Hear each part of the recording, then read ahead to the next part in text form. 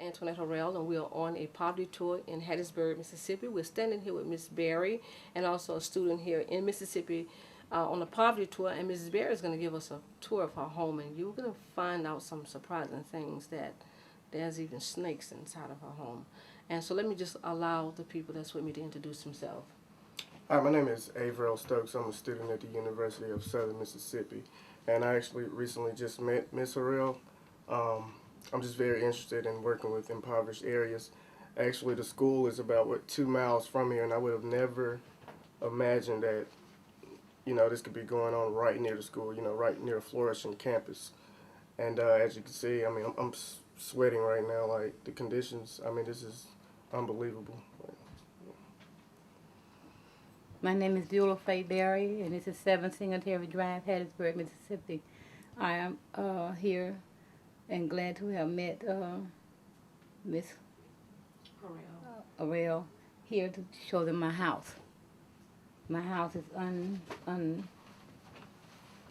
don't you just go ahead and show us what's going on? show you here where there's underneath my cabinet.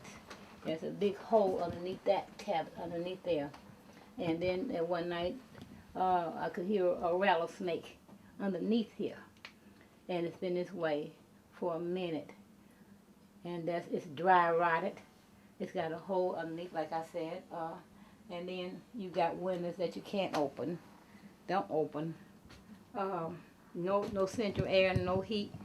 The doors, you can only lock one door here. You can only lock it. Why are you afraid to open your door? I'm afraid to open the door because I know it's a snake out here somewhere. Because one night I opened the door about 3 weeks ago, and it was a rattlesnake here on by my doorsteps. I hear, and I closed the door. I closed the door back, but you can't keep them out because you got holes all the way around it. Can't keep them out. The hole over here, how big when it goes into the hall, the house. Then you come in here. You got things up in here that I wouldn't open it unless I have to. The stove works when it wants to work. Over here, where the carpet is not that it's dirty. It's just mildew because I tried to cover it up to keep the holes, the air off of me and things out of here. Right here. And then my window, it's no window. It's just air conditioning sitting up in it. The air conditioning doesn't work. I got it there so I can keep something from coming into the house. You got ceilings falling in up here, over here, and my fan. This is my summer air, my fans here. I only have that for air, and I have this one for air here. Right here. And that's the only heater that I have in the house for women. You can't open the windows. I don't know what that is on the curtains, but always turn yellow or whatever color it will turn. No matter what, and my ceiling is falling. I don't know why, but it is. Underneath this rug is mildew. It's mildew underneath here. It's wet. Stays damp. Then you have that door here where you cannot actually lock it to keep anybody out, but one, that's all. That's it. You got holes underneath, around it. There's no screen doors or anything like that. Miss Berry, tell us about God is Able. I was listening to a program they called You and Me one night about 11 o'clock. And the pastor kept saying, God is able. He's truly able, and it stuck with me. So I went around the house and put up signs all over the house, positive, God is able. And I know that he is, and I know he's going to come to my rescue. I know that he is. And they go over here, we got holes here, there, trying to keep it up there. Got holes in the floor. You can't turn the lights on, plug your thing up with the lights, because if you do it, all of them will go out.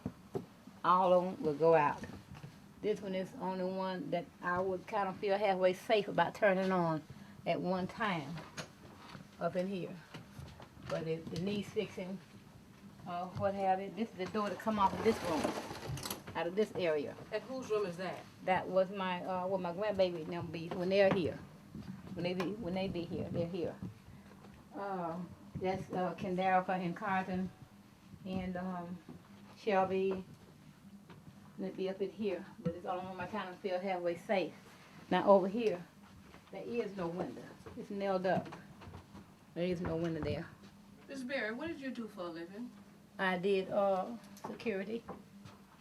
I did security for HDD, not security, but I was Homeland Security for a company called SCG out of Jackson. Security. For how many years? I was there briefly, but it has about 3 years. About 3 years. Are you working now? No, unable. I've had triple bypass and 2 heart attacks, so I'm unable to work. This is the first room. The second room is over here across the hall, where you can come in and you can see where the what do you call this? Installation. It's here. He is my idol, and if we ever think about him often. This is where the people come off the walls and stuff underneath there. There's a hole over there inside the wall. There's a hole there? There's a hole here. Here. There. I had to stack clothes in the closet. This one, I'll put it in there to try and keep it well. It can be halfway decent. In here. But there's another one. Ms. Berry, can I ask you a question? Do you receive any type of welfare or anything? I received disability. Now, you told me earlier you worked 3 jobs for 3 years. I did. I worked for my school crossing in the morning, and I also went to Highland Mire from 8 to 2. Came back to my school crossing in the afternoon, left there, came home, got dressed, went to Camp Shelby and worked there. Now, during that time, did you have to receive any type of government assistance? No, I worked. I'm not, this is the first time I've ever received any kind of government assistance or what have you in my life. I've always worked.